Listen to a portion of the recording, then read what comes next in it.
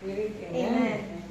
Lord God, we are so happy today that we are here gathered, and we ask that you be with us as we dine together. Yes. Yes, Lord, we just don't know how to thank you for everything that you have Yes. given to our family. Yes. The joy and the peace that we shared with each other. Yes. It is something that we will always be grateful to you. Yes.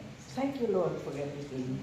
May my apo, they're coming, I mean my great Nicole, my family and my niece, Judy.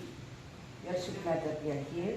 And we are happy that yesterday we were together also during the retirement of Judy. Yes. Means you will always be a good Judy. And thank you, Lord, again.